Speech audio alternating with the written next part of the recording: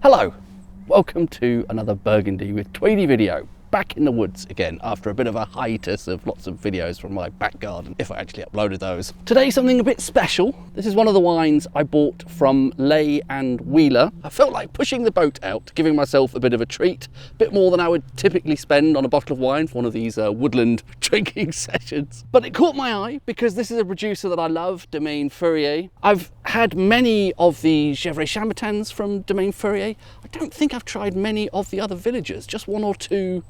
It's possibly a Chambon-Missigny or a Moret-Saint-Denis some time ago. I'm not sure I was even fully aware that Domaine Fourrier made a Vosne Romanée. It has a named vineyard on it, Allure D. It's Reas, and it's a 2017 vintage. So a lot of this is very promising to me. Vosne Romanée is a village I occasionally dabble in, quite like. Domaine Fourrier, fantastic producer. 2017, a vintage I really like. So don't want to get too overexcited about this. It's one of those wax seals again, which a little bit of a pain to open actually, especially with wine prongs. But I'm a bit worried about these wine prongs. They're starting to feel ever so slightly loose, as though they might snap at some point. I have had one pair snap on me before, but hopefully at least this time felt like a relatively straightforward decorking. What's the cork opening? That is the state of the cork, in case you're interested in such things.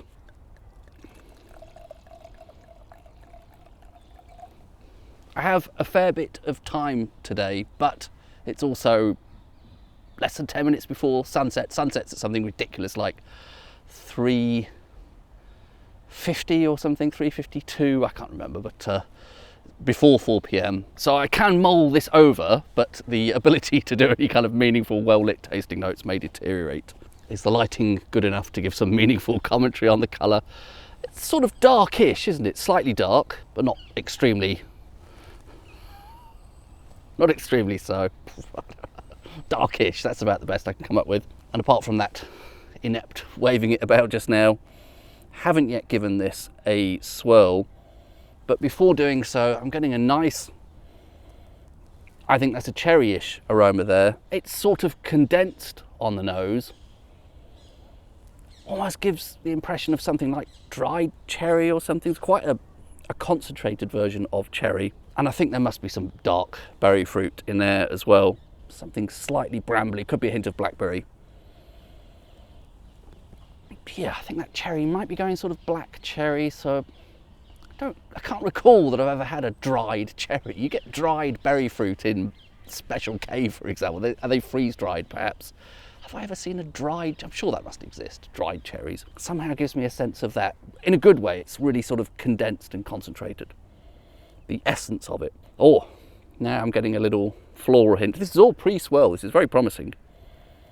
Yeah, a little violety, maybe floral hint there. Very nice.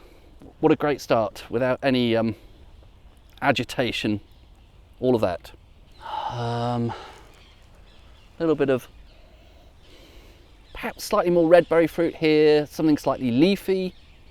Reminded of the leaves from a raspberry bush, although I can't think when I'd have ever individually been smelling the leaves of a raspberry bush rather than the raspberries themselves. I don't know what I'm talking about.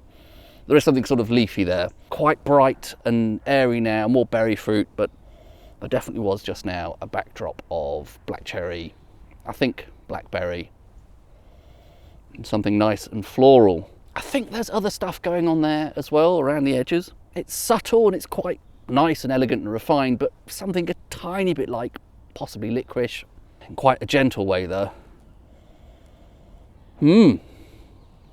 Maybe tiny hints of something woody as well, but I really like that first set of noses from that. Really gives me a good impression, really refined, condensed, concentrated, and quite a lot going on from the outset. This is just opened, as you've just seen.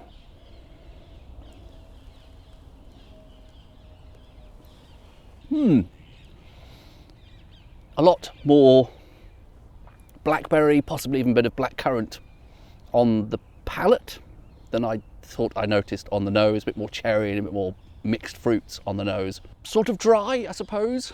Nice balance, nice, fairly silky sort of texture to that. Here it's coming across as quite light on the extraction, which I think is that Fourrier house style. I'm unfamiliar with what he normally does in Vosne Romanée. Perhaps he takes a very different approach there, but usually the village level Gevrey Chambertins from Fourrier tend towards sort of slightly lighter on the extraction, so they're not sort of big, dense, juicy, dark. Well, they can be quite dark actually sometimes, but they don't tend to be sort of big, heavy wines as Gevrey Chambertin goes. They tend to be a bit more sort of lighter and elegant. And this, yeah, I think I'm getting some sense of that on the palate, a sort of slightly lighter style, but still with a lot going on. Definitely a lot going on the nose. First sip or two on the palate there wasn't doing quite as much, but I think I might need a bit of time to acclimatise to that. So as I say, fruit-wise, blackberry, blackcurrant more on the palate.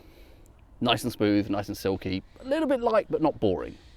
Slight woody notes there, little bit of soft, fine grain tannin around the edge of that slight woody sensation, but nothing too severe. Yeah, well, first impressions, definitely on the nose, great. On the palate, I think I want a little bit more from that, but I will keep sipping at this. As I say, I have a fair bit of time here. The thing that's going to deteriorate is the light level, and pretty rapidly from now, I imagine. So how well I'm going to be able to capture any further tasting notes, I don't know, but we'll continue mulling this over, and I'm sure the palate there will probably wake up and become a bit more interesting with time and with airing and all of that. So I'll shut up for now and I'll mull this over.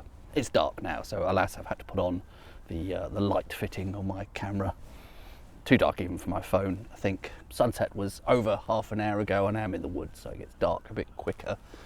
I've also put up a tarp, I don't know if that's visible on camera because it was raining a little bit on and off. Anyway, none of that particularly relevant. I thought I'd give you an update on the wine. I don't think there's a huge amount to add, but I am definitely enjoying this. As I say, lovely fruit expression and floral hints on the nose. Overall, still I think blackberry, bit of black cherry, that sort of thing on the nose.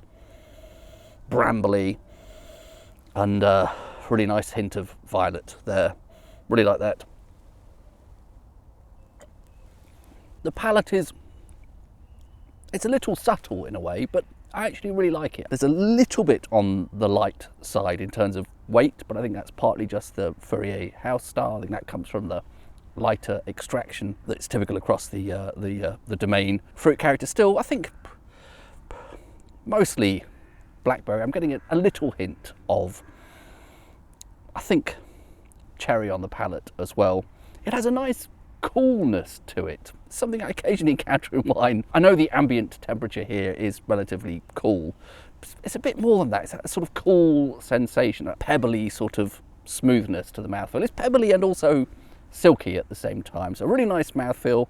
I suppose there are also some mineral notes that often goes along with that kind of smooth, pebbly mouthfeel. Pebbly and silky, I don't know, it's pebbles wrapped in silk, if that makes sense. Very pleasant, elegant, slightly understated. I'm trying to choose the words carefully so it doesn't sound like it's underwhelming. Definitely not underwhelming. It's lovely, but it's not a massive, big explosion of a wine. It's more of a subtle, delicate, pensive sort of wine. And I think that's what Fourrier tries to make. So I'm really enjoying this. Perhaps this is one of those wines that you could describe as ethereal, my favourite adjective from Tom from Fingal Rock for describing Fourrier. Ethereal. It has that sort of lightness and interest and mystery to it without being boring, without being sort of light and inconsequential. Light always sounds bad somehow to me in Burgundy, but it's certainly not that. It's perfumey, it's fragrant, it's ethereal, you know. It's got this sort of almost something beyond liquid-like mouthfeel to it, very light, delicate, sort of mist-like mouthfeel. So I'm not sure how much more I want to film here in the dark with the light on. So I'll perhaps leave that there unless I have any later revelations. I am enjoying it. Subtle, delicate, nuanced, but lovely. Cheers.